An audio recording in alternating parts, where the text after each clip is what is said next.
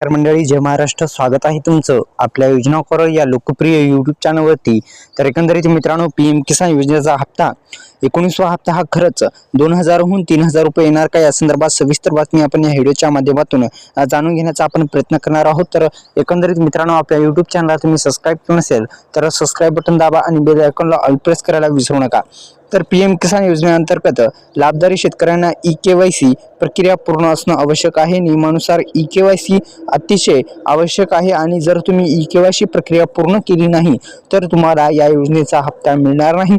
ही प्रक्रिया पूर्ण करण्यासाठी शेतकऱ्यांना प्रधानमंत्री किसान महासन्मान निधी योजनेच्या अधिकृत वेबसाईटला भेट देऊन OTP-द्वारे ई-केवायसी प्रक्रिया पूर्ण करावी लागणार आहे. निश्चितच मित्रांनो, आपल्या यूट्यूब चॅनलला जर तुम्ही सबस्क्राईब केलं नसेल तर सबस्क्राईब करा, बेल आयकॉनला ऑल प्रेस करायला विसरू नका. तर निश्चितच मित्रांनो, पीएम किसान योजनेचा हप्ता तुमच्या खात्यामध्ये येण्यासाठी मी सांगितल्याप्रमाणे तुम्हाला पीएम किसान योजनेच्या अधिकृत वेबसाईटला भेट द्यावी लागेल आणि भेट दिल्याच्या नंतरच तुम्हाला जो हप्ता आहे ते हप्ता येणार आहे. अन्यथा तुमच्या खात्यामध्ये जो हप्ता आहे तो हप्ता मिळणार नाही. तर ई-केवायसी प्रक्रिया अत्यंत महत्त्वपूर्ण आहे. ई-केवायसी प्रक्रिया आपण पूर्ण करू शकता.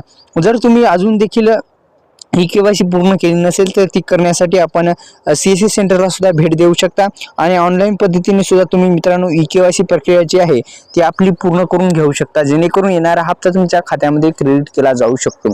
तर निश्चितच मित्रांनो, पीएम किसान योजना म्हटल्याच्या नंतर 19वा हप्ता येण्यासाठी ई-केवायसी प्रक्रिया पूर्ण करावी लागणार आहे. जर तुम्ही ई-केवायसी प्रक्रिया पूर्ण केली नाही तर तुमच्या खात्यामध्ये पैसे मिळणार नाहीत. त्या अनुषंगाने मित्रांनो, पीएम किसान योजनेच्या माध्यमातून राबवली जाणारी योजना म्हणजे केंद्र सरकारकडून राबवली जाते आणि या योजने ई-केवायसी पूर्ण असणं गरजेचं आहे, अन्यथा येणारा 19वा हप्ता तुमच्या खात्यामध्ये क्रेडिट केला जाणार नाही मित्रांनो.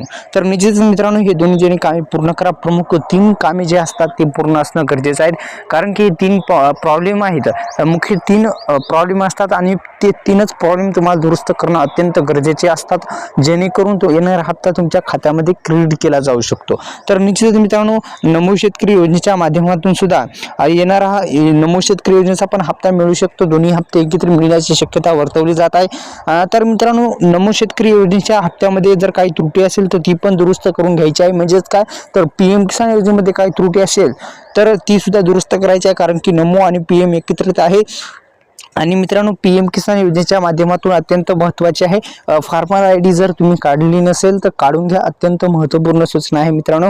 फार्मर ID जर काढली नसेल तर काढून घ्या. निश्चितच फार्मर ID काढल्याच्या नंतर येणारा हप्ता तुमच्या खात्यामध्ये क्रेडिट केला जाऊ शकतो. त्या अनुषंगाने मित्रांनो, आता तुम्हाला 19व्या हप्त्याची ई-केवायसी प्रक्रिया पूर्ण करायची आहे.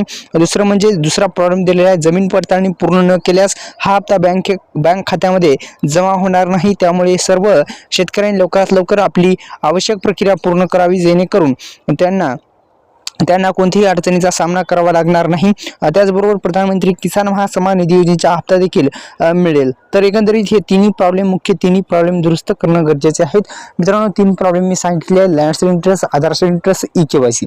हे तिन्ही प्रॉब्लेम दुरुस्त करा. आपल्या यूट्यूब चॅनलला सबस्क्राईब करा. धन्यवाद. जय शिवराय.